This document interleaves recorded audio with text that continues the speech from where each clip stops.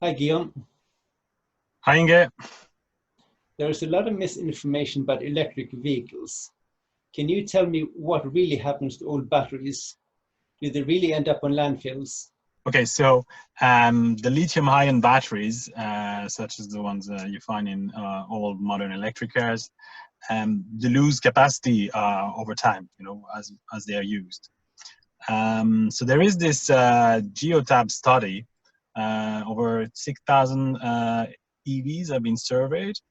They found out that the degradation is mostly linear over time. So basically, they found out that over about 6 years of ownership, you have about a 14% degradation. That means that you have around 86% of the original capacity of the battery.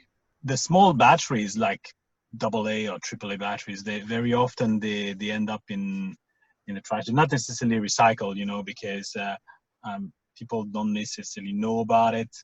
But older EV batteries, they are larger, and they have like more valuable components, and because of the amount of those things, so they are kind of expensive, valuable objects. So um, many electric vehicles have batteries that are still very good. For example, if you think about the Leaf One, like the very first generation, you've got people who have those cars in Ireland here they are from 2011, 2012, and they still have maybe around 70% of the original capacity, which is still good for a good while, probably depending on the usage you have. Battery today, they are larger, and they also have better battery management, especially like cooling, etc. Technology has progressed so much that we can expect the longevity to be much better in the future. That's true. Even if the battery in my Model S75 degrades by about 33%, my available capacity will still be almost 50 kilowatt hours, which gives me a range of at least 200 kilometers in most cases. But one day, even the batteries in today's cars will need to be recycled. And what happens then? Well, any part of the battery can be reused. So first, the pack itself could be plugged into another device and reused as such. So very often the application we find is like a stationary um, a battery pack for building, for example, if there is a power cut or something, or any other usage actually, as long as it's stationary, because the weight of the battery is very heavy compared to the capacity. So for example, Nissan has been using recycled Leaf batteries, reused, to power streetlights in Japan. So you combine that with solar panel. So when it's sunny, it recharges the battery, and then during the night, when it's necessary, the the light poles are being powered by the battery itself. So that's pretty cool, right? Yeah, that's fantastic, really. Yeah. And then there's also Renault. They're using batteries for backing up for elevators. So that's also the same. Like you don't want to be stuck in an elevator if there's a power cut, and if there is a battery plug into it, you can get out of the of the elevator. So, and also there is this Black Swan electrical boat on the Seine River, and that is powered by Zoe batteries. Yeah. With the advanced technology, it's possible to recover almost 100% of the lithium from lithium-ion batteries. So also Nissan, they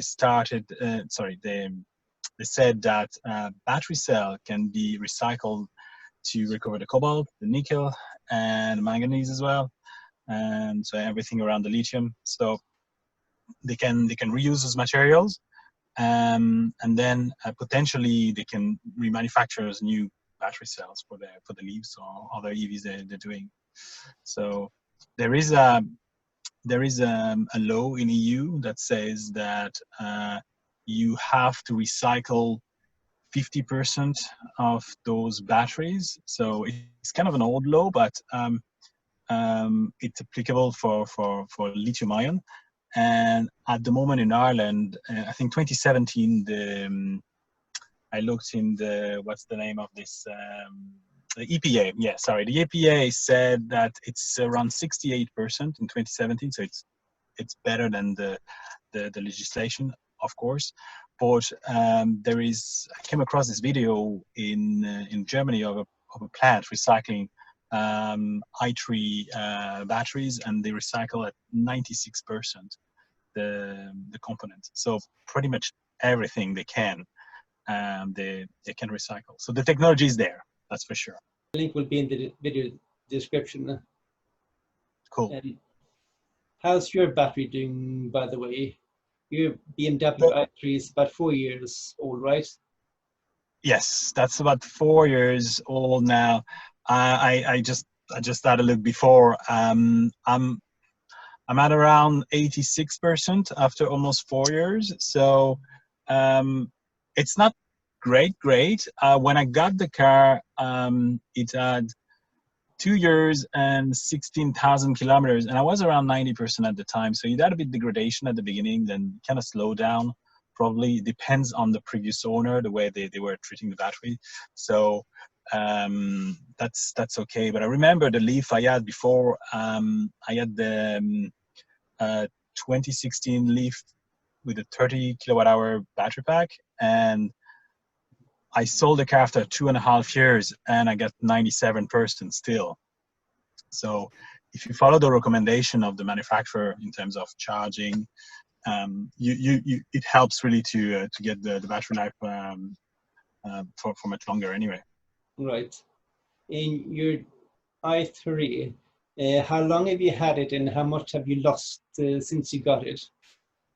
So how many kilometers have you driven? Yeah, see, that's so it's a year and a half, and about probably that's the 16,000 to 42. That's 28,000 kilometers in a year and a half, and I lost about 4% battery capacity.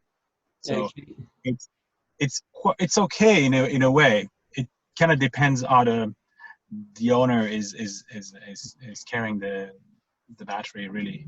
So it depends on the car. But yeah. Right, but basically the batteries seem to be holding up quite well, don't they? Yeah. There is also one thing that is important to know, is that batteries have a buffer on top and the bottom. Usually most manufacturers have that.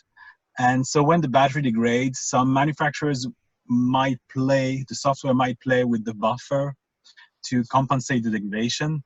So we don't really know. I'm not sure for the BMW i3 if it's keeping the buffer and the 86% is actually the usable capacity that's going down. But yeah, some might say for a longer period of time at 100%, and whatever is degrading, actually it's in the buffer at the top and the bottom. So that we are not quite sure. Also, depending on the winter or summer month, if you use an app like that Leaf Spy Pro, if you have a Nissan Leaf or other applications, you can see that depending on the month, so the battery health can go up and down. So there is a few factors like the battery temperature and the season and stuff like this. So it's not very easy to make judgment about this, but if you have your car and if you do it regularly, you can probably see a good trend. So I would recommend anyone to do that. Every second month, just try to check the battery capacity of the car and see if there is a pattern there. That's quite good and also reassuring for anyone looking to buy a used EV. Thanks a lot, and bye for now. Thank you, Inge.